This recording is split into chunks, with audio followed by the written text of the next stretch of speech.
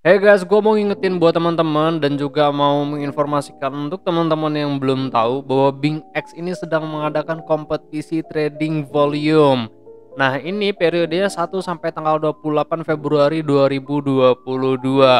Jadi, buat teman-teman yang mau ikutan kompetisi ini hanya berlaku untuk pendaftar akun BingX dari link referral Crypto Hell.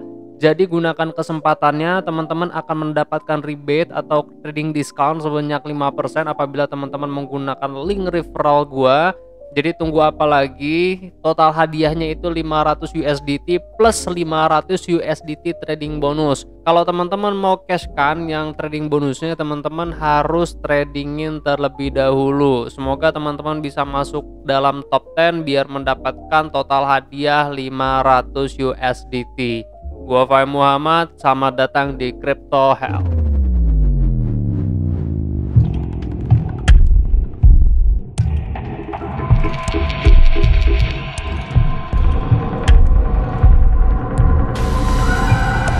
Hey guys, what's going on? Apa kabar semuanya? Semoga kalian baik-baik aja. Hari ini itu hari Rabu ya. Oke, hari Rabu jam 12 dan di Bogor lagi mendung mendekati hujan kayaknya ya. Jadi buat teman-teman yang kerja atau beraktivitas di luar rumah, semoga teman-teman nggak ada yang hujan-hujanan ya. Teman-teman yang pakai motor bawa jas hujan, buat teman-teman yang mungkin pakai kendaraan umum jangan lupa bawa payung.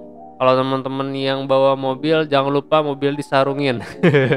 Gimana caranya ya bawa mobilnya kalau disarungin? Oke, kita akan melihat Bitcoin on-chain report. Ini adalah minggu kelima. Mungkin ada teman-teman yang sudah menyimak di grup Telegram. Untuk yang belum menyimak, ini adalah penjelasannya.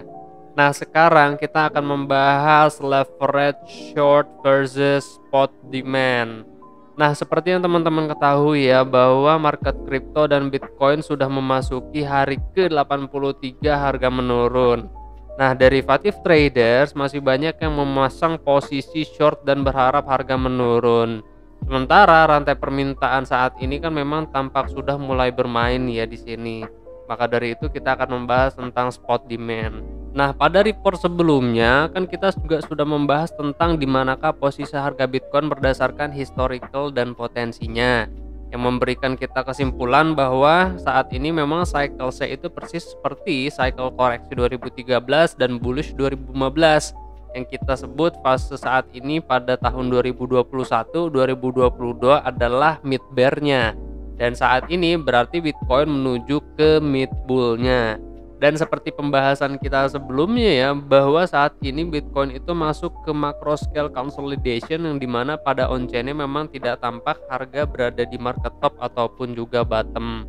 Buat teman-teman yang belum menyimak weekly on-chain yang kemarin, gua kasih kartu di atas. Nah, hampir 1 tahun ya guys, 2021 kemarin teman-teman bisa melihat bahwa trading volume di future market itu kan menurunnya sedalam 50% dari 80 billion dollar per harinya di bulan Maret 2021 menjadi 40 billion dollar per harinya pada bulan Januari 2022. Kalau kita lihat dari tingkat volatilitas yang terjadi saat ini sampai dengan harga Bitcoin mencapai 32.000 k something dollar, memang trading volume di future market meningkat ya sampai dengan 60 billion dollar per harinya saat ini. Kalau teman-teman perhatikan memang saat ini tuh dominasi pasar atau trading volume itu dipegang oleh Binance sebanyak 52,5% dari total kontrak yang ada minggu ini. Nah, pada indikator ini kita sedang melihat deleveraging atau penurunan matriks ke angka 1,3% di saat perpetual futures open interest sempat hit all time high di garis ungu tersebut nih guys. Jadi kalau event deleveraging ini berarti ada penurunan penggunaan leverage pada future market. Nah, minat pembukaan kontrak di future market itu naik 1,9% dari kapitulasi pasar. Teman-teman bisa perhatikan garis berwarna oranye. Nah, jadi kalau kesimpulannya adalah saat ini memang pasar masih didominasi oleh investor yang berdagang di future market. Nah, kalau kita perhatikan dari indikator sebelumnya memang dominasi pasar saat ini dipegang oleh Binance. Nah, tapi kalau kita lihat saat ini memang sedang ada penurunan minat dari pembukaan kontrak. Kalau kita lihat di sini, funding rates masih cenderung negatif. Penggunaan leverage juga tampak memang masih sangat besar walaupun kita melihat adanya deleveraging. Dan rasanya kalau kita lihat sekarang pasar memang masih dominan memilih shorting the trends ya pada perpetual swap market. Nah, teman-teman bisa melihat Bitcoin option open interest put or call ratio. Kalau teman-teman lihat option mungkin teman-teman ingat Binomsky, Olim Truth gitu ya. Pada dasarnya sebenarnya bukan market-market itu aja yang menyediakan option market ya. Masalahnya kalau option market itu masih masuk ke dalam derivative market. Derivatif itu isinya ada future, ada juga option market. Nah, kalau kita pelajari dari option market pun put or call ratio ini kan naik ya, indikasinya berarti trader saat ini masih ngambil calls. Jadi kesimpulannya mengambil premi di saat harga menurun. Calls itu ya seperti short sell-nya di future market lah, seperti itu maksudnya. Nah, kalau barusan kita kan masih melihat ya bahwa funding rates itu negatif, tingginya leverage yang mengarahkan pasar kepada dominasi posisi short. Tapi kalau kita lihat dari sini, kita bisa mempelajari ada kemungkinan atau kita bisa melihat secercah cahaya untuk teman-teman yang senang dengan longing position atau buy on spot market. Karena berdasarkan indikator ini ada potensi perpindahan minat dari posisi short ke posisi long. Karena dominasi likuidasi saat ini memang diterima oleh para shorters. Jadi kalau gue pribadi sih masih sangat-sangat beresiko untuk saat ini ya, untuk mengambil posisi short, karena kalau kita lihat dari harga saat ini memang Bitcoin itu sudah diakumulasi oleh para whales. Nah, sekarang kita perlu melihat partisipasi pasar. Apakah minat untuk in or out coin dari atau ke exchanges itu meningkat, juga in and out coin dari wallets meningkat atau tidak. Minggu ini kita harus melihat 3 kunci ya guys jika ada minat pembelian Bitcoin. Yang pertama, kita harus melihat arus dana in or out exchanges itu berpindah haluan menjadi arus dana in or out wallets. Lalu yang kedua, indikator yang membaca jaringan perdagangan menginformasikan matriks berada di area nilai yang wajar atau juga adil. Nah, yang ketiga, akumulasi ke dalam dompet meningkat atau bisa disebut fase akumulasi. Kalau kita lihat dari indikator ini, memang matriks tampak new all time high. Itu kan lebih dari 40,16 million addresses tampak tidak terpengaruh oleh harga yang cenderung menurun. Berarti berdasarkan kesimpulannya adalah wallet-wallet tersebut memang masih holding Bitcoin dan tidak cenderung menjual. Nggak seperti tahun 2018 kemarin dan juga Mei 2021, matriks itu spiking yang menandakan adanya pergerakan koin yang cukup besar keluar dari wallet, yang berarti ada penjualan aset yang besar pada waktu itu. Dari indikator ini pun kita dapat melihat bahwa penurunan harga saat ini tidak mempengaruhi mayoritas investor untuk cenderung holding. Nah, di saat harga menurun justru matriks sangat bullish. Perhatikan perbandingan kotak berwarna merah dan juga warna hijau sebagai acuannya nih guys. Dan ini adalah indikator membaca bahwa Bitcoin saat ini berada di nilai yang wajar. Bitcoin diperdagangkan di antara 28 hari yang bergaris warna kuning dan juga yang berwarna pink itu 90 hari NVT price model. Nah, kalau untuk garis yang berwarna biru putus-putus itu menandakan rendahnya NVT values. Nah, setiap indikator ini mencapai area terendah dari nilainya tersebut akan selalu ada reversal harga kalau teman-teman perhatikan. Nah, kalau dari sini apakah kita akan melihat bahwa Bitcoin itu berpotensi untuk reversal? Sementara kalau kita lihat dari NVT value-nya pun sekarang sudah tampak wajar ya harganya. Dan dari nilai NVT-nya pun sekarang sudah rendah. Kalau kita lihat berdasarkan historical, setiap NVT yang sudah rendah value-nya pasti akan selalu ada reversal. Oke, kalau teman-teman lihat berdasarkan grafik di sini, kalau untuk long termsnya atau gambaran proyeksi ke depannya ya gue masih sama ya seperti analisa sebelumnya. Buat teman-teman yang belum menyimak atau pendatang baru di channel Crypto Hell, Teman-teman bisa cek di video-video sebelumnya untuk jangka panjangnya atau proyeksi ke depannya bagaimana harga Bitcoin. Nah, sementara kalau untuk yang time frame yang lebih kecil ini memang yang sangat spekulatif. Yang perlu kita perhatikan itu adalah saat ini di manakah level support Bitcoin apabila Bitcoin itu sekarang menurun. Nah, kalau kita ukur berdasarkan Elliott Wave dan juga harmonic pattern, maka sebenarnya kita itu sedang berada pada corrective wave ABC dan D atau ABCD pattern. Yang dimana kalau kita ukur berdasarkan ABCD pattern itu berpotensi untuk menurun ke harga 35.860.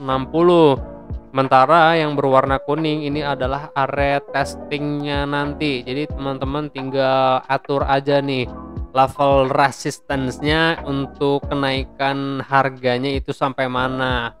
Di sini mungkin bisa ambil long position sedikit ya untuk ambil sampai di level resistennya. Cuma kalau kita ukur berdasarkan resistance, oke, ini seperti ini ya. Oh, bentar, seperti ini dia. Kita harus mencari Fibonacci. Nah, kan di sini Fibonacci 0618, berarti teman-teman bisa taking long buy-nya 36900. Lalu untuk take profitnya nggak perlu jauh-jauh, bisa gunakan leverage 50, full margin atau margin kecil. Terus exitnya itu 0,50%, berarti kalau berdasarkan leverage teman-teman akan mendapatkan sekitar 20-23% profit. Terus juga stop lossnya 0,40 dan 0,30%. Tinggal teman-teman atur aja mau 0,30 atau 0,40%. Berarti kalau kita ukur berdasarkan realized loss-nya itu 15%, 15%, 18% sampai dengan 20%. Kalau 30%, 15%-an lah ya, 14%. Kalau 0,40-an itu 18 sampai dengan 20%-an. Nah, tinggal diatur aja nanti bagaimana teman-teman mau mengatur stop loss-nya dan juga bagaimana teman-teman mau mengatur profit-nya. Tapi yang pasti adalah BTC memang berpotensi untuk menurun terlebih dahulu ke kisaran harga 35.860 sampai dengan 35.167. Di sini ada level support yang perlu kita perhatikan. Kalau harga menurun dari angka 35.800 something di sini, yang nantinya kita perlu khawatirkan akan ada posisi atau potensi bahwa harga Bitcoin itu menurun drastis dari level 35 ribuan. Sebenarnya saat ini sih ya Bitcoin di daily time frame kan sudah ada ini juga ya, bullish divergence pada MACD-nya. Teman-teman juga yang sudah menyimak video sebelumnya pasti tahu bahwa di sini sudah ada bullish divergence di MACD. Terus kita melihat bahwa RSI juga sudah oversold dan testing pada area yang sama berdasarkan historical datanya. Kalau teman-teman lihat di sini kan, daily time frame itu di 19, sampai 20 komanya ya. Nah, di kisaran mid bear dan mid bull di sini kita melihat Bitcoin itu selalu kembali reversal pada saat RSI itu menyentuh area yang sama. Berarti ini adalah area testingnya. Nah, tapi ini perhitungannya bisa jadi bullish count ya guys. Kalau ternyata 0506 ini dia tidak broke, maka ada potensi Bitcoin itu bergerak naik ya. Jadi kan ini memang sedang menghabiskan atau sedang corrective wave-nya dulu ya, masih sideways. Nah, kalau untuk yang bullish count-nya ya berarti seperti ini gitu. Nah, di sini adalah 1, maka kita akan menemukan 2-nya adalah di sini, karena kan di sini sedang korektif atau sedang running flat gitu ya. Terus ada potensi menurun lagi, berarti di sini adalah 2-nya nantinya. Kalau kita ganti berarti kan seperti ini. Nah, 1 dan 2, lalu 3 dan 4-nya itu masih sama. 3, 4-nya itu berarti di Fibonacci 1 dan Fibonacci 1618 di harga 41,9, 41,2 di sini, lalu testing kembali di sini. Lalu 5-nya itu di level resistance di kisaran harga 43 ribuan something. Karena kan di sini level resistance yang cukup kuat juga ya, kemarin nggak bisa ditembus. Nah, gua harap sih Bitcoin itu tidak broke dari Fibonacci 0,5, 0,6 biar bisa ke harga 44 ribuan lah something gitu. Karena sudah sangat membosankan banget guys.